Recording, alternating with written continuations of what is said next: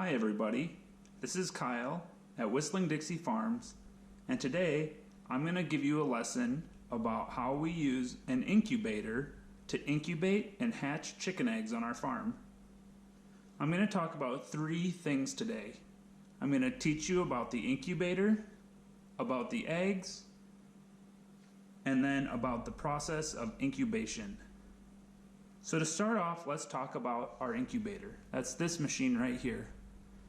An incubator is a machine that is doing the job of a mother hen in keeping eggs warm and humid through their development cycle to allow them to hatch into baby chicks.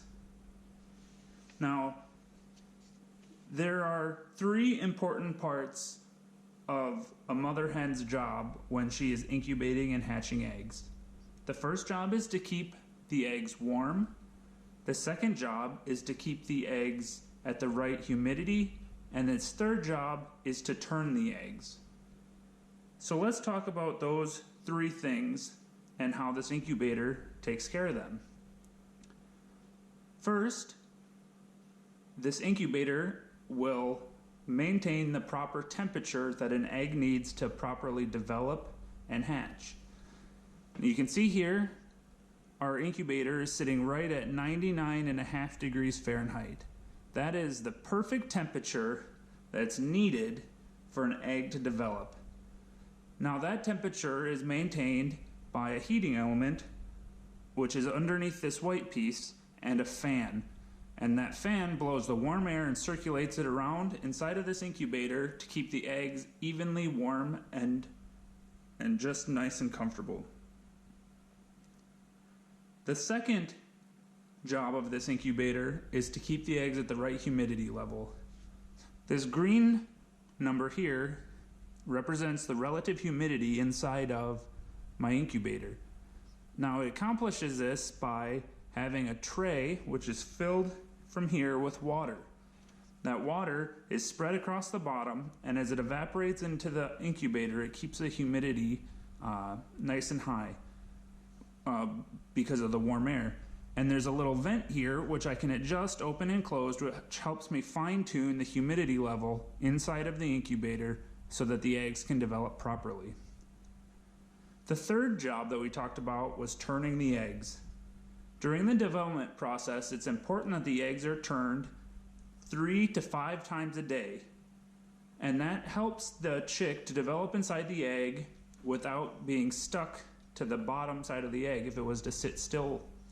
So normally a mother hen would do that. In here, you can see there's this white grid, and a little bit ago you probably saw it turn, and that will every so often turn and roll the eggs about a half a turn, and it will do that periodically throughout the day to help the eggs develop properly. So those are the three jobs of the incubator. Next, let's talk about the eggs that I'll be putting in the incubator. These are eggs that were collected from my flock. We have about 100 chickens, 100 hens, I should say, that are free-range chickens on our farm. That means they're allowed to go out of the barn, out of their coop, and roam around the farm and find all kinds of great things to eat. And they lay us these wonderful brown, white, and green eggs for us to collect. Now, when I'm ready to incubate eggs, I will select eggs to be putting in my incubator based on a few attributes. The first attribute that's important when selecting an egg is to pick an egg that's the right size and shape. Now, that's kind of a pretty generic thing to say because the right size and shape really depends on the kind of chicken that you have. We keep what are called standard breed laying hens, which lay eggs like you're used to seeing in the egg carton that's probably in your fridge right now. They lay what's considered a large egg. So what we look for is eggs that are approximately the normal large egg size and a normal, even shape. We don't want any malformed or uneven eggs, and we don't want anything that's too big or too small, because those would have less probability of hatching properly. Next, it's important that these eggs are clean and unwashed. Sometimes when we have eggs in the coop, they may get muddy, or they might get a little bit of manure on them, which is not something that you want to have on eggs selected for hatching. It's important that they are clean so that the chick can be healthy and develop properly. Next, we want to inspect the eggs so that they're not chipped or damaged. Any chipping or damage or cracks would compromise the egg and make it harder for the chick to develop properly and be healthy. The last thing that we are going to care about is that the eggs need to be very fresh. These eggs were picked from our coop in the last 2 days and selected on these attributes, which is important. The longer you wait from selecting an egg to putting it in the incubator, it lowers the chance that the egg will develop. These eggs are not kept in the refrigerator, and we rotate them so that just like the incubator would do, you don't want these eggs to set in one direction for too long, as it can impact the egg's development. So that is how we select the eggs. From beyond that, we also try to just select a nice variety of colors so that we can keep a nice variety of chickens. So I've selected some green eggs, some white eggs, some light brown, and some dark brown eggs that will be going into our incubator. Now, let's talk about the incubation process.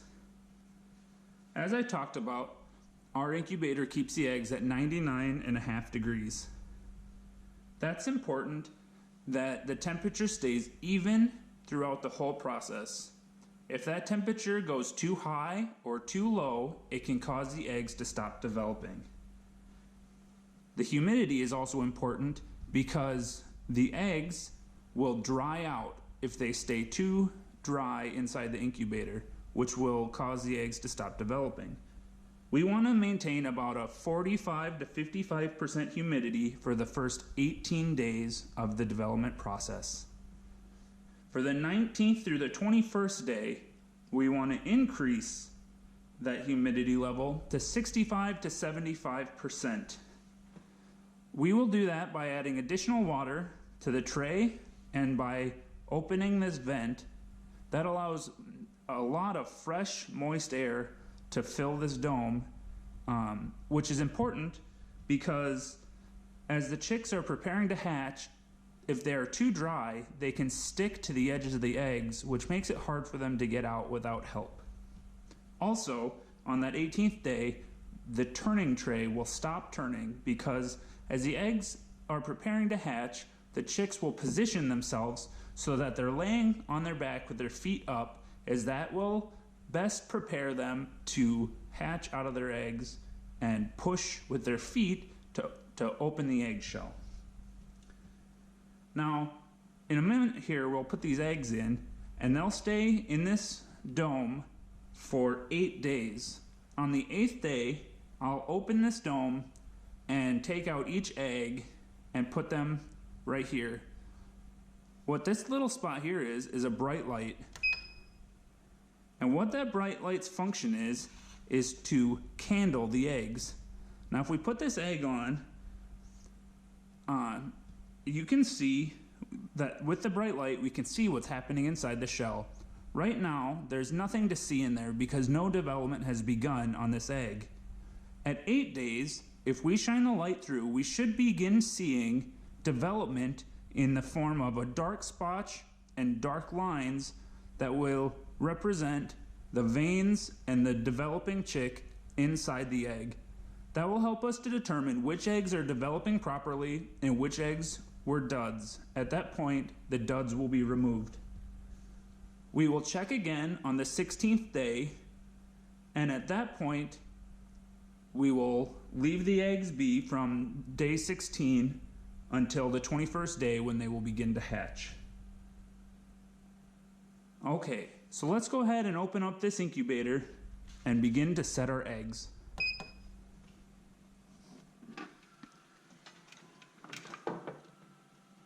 Now what I've got here is just a secondary thermometer. I always like to double check my incubator to make sure that the humidity and the temperature readings are accurate, just to make sure that I'm starting off well.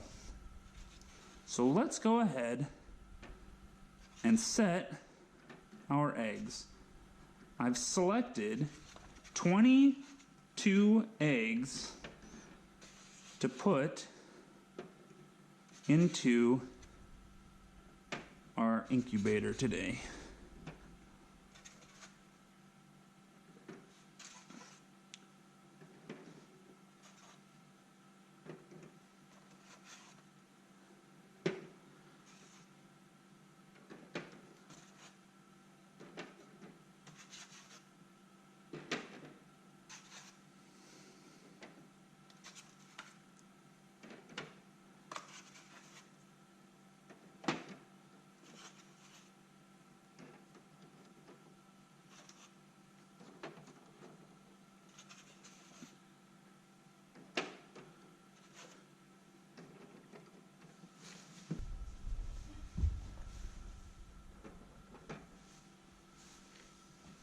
Okay, there we go. It's 22 eggs.